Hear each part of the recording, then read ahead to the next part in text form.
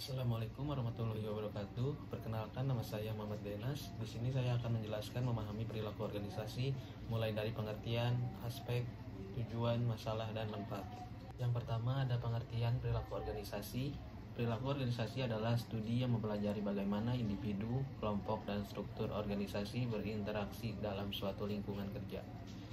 Ilmu ini bertujuan untuk memahami, menjelaskan, dan meningkatkan efektivitas perilaku dalam organisasi guna mencapai tujuan yang telah ditetapkan. Kemudian aspek penting dalam perilaku organisasi atau model perilaku organisasi Robbins. Stephen P. Robbins mengembangkan model perilaku organisasi yang berfokus pada 3 tingkat analisis. Yang pertama, tingkat individu, mempelajari kepribadian, persepsi, motivasi, dan pembelajaran individu dalam organisasi. Contohnya karakteristik yang dibawa oleh individu ke dalam organisasi seperti misalnya persepsi, kepribadian, motivasi.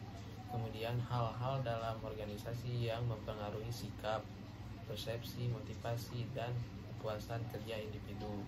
Ketiga, kepribadian dan implikasinya pada perilaku dan performasinya di tempat kerja. Kemudian ada tingkat kelompok, menganalisis dinamika tim, komunikasi, kepemimpinan, dan pengambilan keputusan dalam kelompok kerja.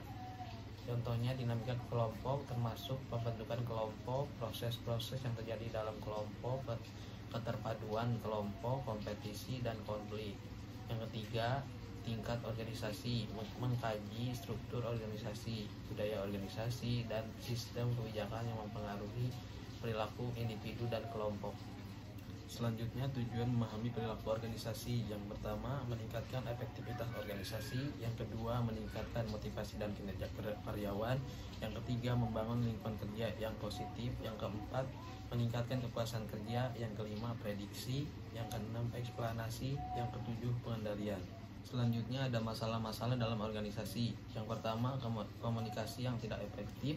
Yang kedua, kurangnya motivasi karyawan. Yang ketiga, resistensi terhadap perubahan.